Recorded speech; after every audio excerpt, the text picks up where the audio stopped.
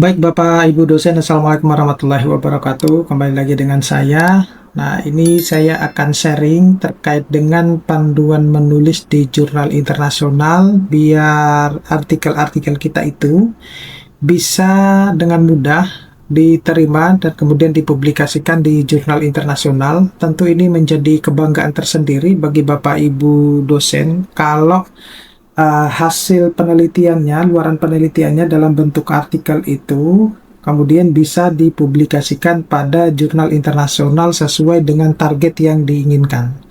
Nah, tapi sebelum saya membahas ini lebih dalam, saya mau menginformasikan kepada Bapak Ibu dosen bahwa bagi Bapak Ibu dosen yang ingin mendownload prompting ebook yang bisa digunakan untuk menulis di jurnal Scopus, di jurnal Sinta 1 hingga Sinta 6, kemudian menulis buku dengan cepat, yang semuanya digenerate dengan menggunakan AI sehingga lebih mudah, lebih cepat ya, dan cocok untuk di kalangan semua usia, baik itu dosen maupun mahasiswa.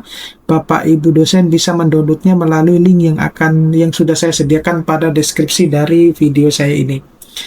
Nah, baik Bapak Ibu dosen, tanpa panjang lebar saya akan sharing terkait dengan panduan menulis di jurnal internasional ini yang memang mungkin dari sebagian besar dosen-dosen itu menganggap bahwa tidak mudah memang untuk kita bisa berhasil publikasi di jurnal internasional. Nah, tetapi ada sebenarnya beberapa tips yang bisa saya sharing agar tulisan-tulisan kita itu bisa diterima dan dipublikasikan di jurnal internasional bereputasi ya, terutama jurnal Scopus dengan katakanlah penerbit-penerbit ternama.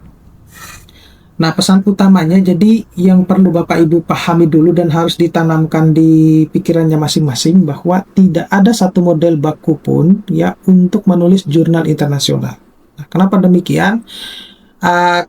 Karena masing-masing jurnal itu memiliki kaidah yang berbeda-beda ya. Kaidah yang berbeda-beda itu seperti apa misalnya? Jadi kalau misalnya untuk introduction, method, result indication, dan kesimpulan ya, conclusion itu ya sudah umum ya. Nah, tetapi ada yang tiba-tiba di beberapa jurnal itu meminta harus ada menu feature research misalnya. Kemudian what is the implication?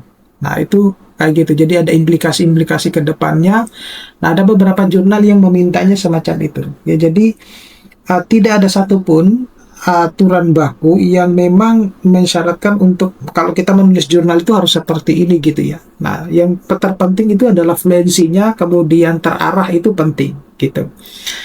Kemudian fokus pada strategi, bukan rasa takut ditolak. Nah, umumnya para Bapak Ibu dosen itu beranggapan bahwa saya nanti akan ditolak di jurnalnya gitu. Nah, kalau sudah memiliki pemikiran yang semacam itu, maka Bapak Ibu guru tidak akan pernah mempublikasikan artikelnya di jurnal Scopus misalnya ya.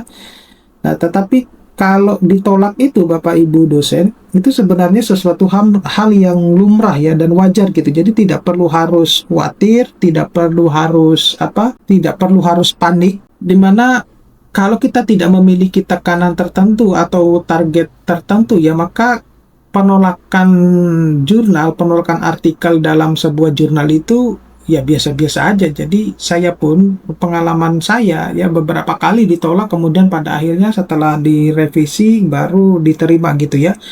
Nah, ada juga yang penolakannya itu berbagai macam ya. Ada yang hanya cuma sampai di meja editor sudah ditolak, ada juga ditolak dengan komen. Yang bagus itu ditolaknya dengan komen ya, sehingga kita memiliki kesempatan untuk memperbaiki artikel kita.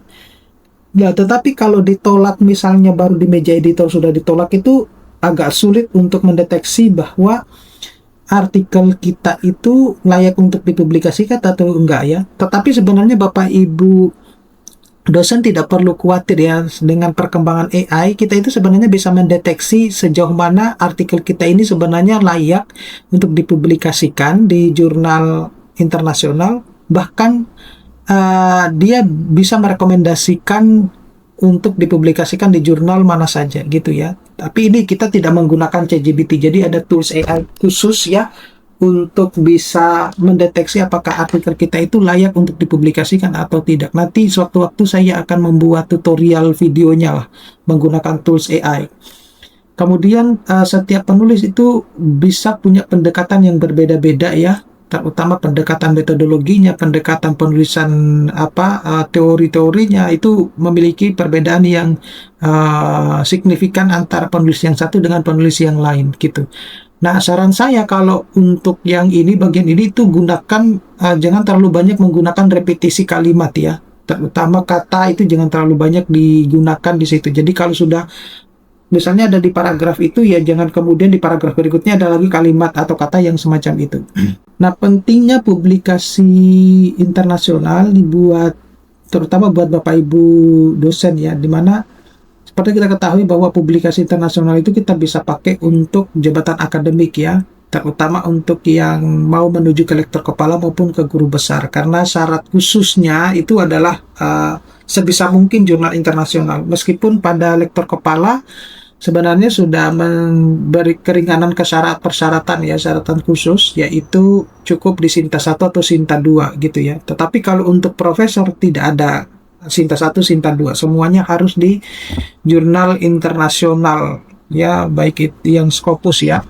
Kemudian untuk kebutuhan mahasiswa S2, S3 untuk publikasi ya, mungkin di beberapa universitas atau kebanyakan lah universitas di Indonesia itu memang belum mensyaratkan ya, syarat kelulusan ya, belum banyak. Artinya semua universitas itu belum banyak mensyaratkan salah satu syarat kelulusannya itu harus berhasil publikasi di jurnal internasional bereputasi. Nah, sedangkan kalau di luar negeri itu syarat utamanya adalah harus publikasi di jurnal internasional, dan itu sangat bervariasi yang ditetapkan oleh universitas maupun profesornya gitu ya. Terutama ya harus di jurnal internasional Q1 ya, minimalnya Q2, dan itu harus kategori SCI ya. Tidak semua asal bunyi Scopus gitu. Nah, kalau di Indonesia itu kan asal bunyi Scopus, sehingga Bapak Ibu dosen mungkin tidak tahu apa itu SCI, ESCI, nah semacam itu, indexing semacam itu. Nah, itu penting Bapak Ibu guru untuk mengetahui sebenarnya level jurnal itu ya. Nah, kemudian bisa meningkatkan rekognisi ya, pengakuan dan reputasi akademik global ya, karena kita lebih mudah sebenarnya untuk diakui di kalangan global kalau kita berhasil publikasi di jurnal internasional. Dan bahkan dari sinilah kita itu membuka jalan untuk melakukan joint research, joint publication ya, semacam itu. Nah, selanjutnya itu adalah perspektif editor. Nah, biasanya di dalam penolakan jurnal itu berbagai macam editor itu memiliki perspektif yang berbeda-beda. Nah, tentunya ketika kita mengupload jurnal itu seringkali yang banyak timbul pertanyaan di editor itu adalah apakah artikel yang Bapak Ibu kirim ke jurnal tersebut itu sesuai dengan skop jurnalnya. Itu makanya penting untuk Bapak Ibu itu memahami skop jurnal. Nah, kemudian apakah memenuhi pedoman penulisan? Kalau ini sebenarnya kalau untuk kita submit ke jurnal internasional yang Q1 ataupun Q2 pada penerbit-penerbit ternama itu sebenarnya tidak terlalu memperhatikan pedoman ya. Bahkan ketika sudah baru direvisi itu baru dikomentari harus disesuaikan dengan pedomannya di situ. Tapi kalau untuk submission awal itu enggak, kita tidak perlu harus memikirkan pedoman dulu. Kemudian apakah memiliki kontribusi ilmiah? Ini penting. Jadi langkah awal ketika kita menulis itu kita sudah memiliki pemikiran bahwa apa sih kontribusi ilmiahnya artikel ini. Apalagi berbicara tentang novelty ya, novelty-nya itu apa? Nah, untuk melahirkan sebuah novelty itu kita harus mempunyai dulu gap riset ya, riset gap gitu. Nah, itu harus penting Bapak Ibu pahami. Dan kemudian ada potensi untuk dikutip dan oleh peneliti yang lain ya. Jadi bukan hanya menjadi sumber konsumsi pribadi ya atau institusi, tetapi bisa juga dinikmati oleh para pembaca yang lain. Nah, ini struktur artikel ilmiah yang umum biasa kita gunakan. Jadi ada latar belakang, dan di dalam latar belakang itu ada gap risetnya, ada tujuan dan metode ya, kemudian ada hasil dan pembahasan, dan terpenting itu ada novelty-nya ya, dan implikasi terhadap rekomendasi penelitian lanjutan ya. Ini biasanya kalau implikasi dan rekomendasi itu ditempatkan pada setelah kesimpulan, biasanya seperti itu. Itu ada jurnal-jurnal yang memintanya seperti itu ya. Nah, berikutnya itu adalah ini judul dan abstrak ya. Jadi kalau judul dan abstrak itu adalah elemen pertama yang dilihat oleh editor gitu. Jadi kalau Bapak Ibu dosen mau lolos di meja editor, maka judul dan abstraknya itu harus menarik, yang membuat editor itu mau melempar artikel Bapak Ibu dosen itu ke reviewer. Kemudian harus singkat, jelas, dan menarik ya. Tidak perlu harus panjang lebar. Nah, abstrak itu harus menjawab isu, metode, hasil, dan kontribusinya gitu.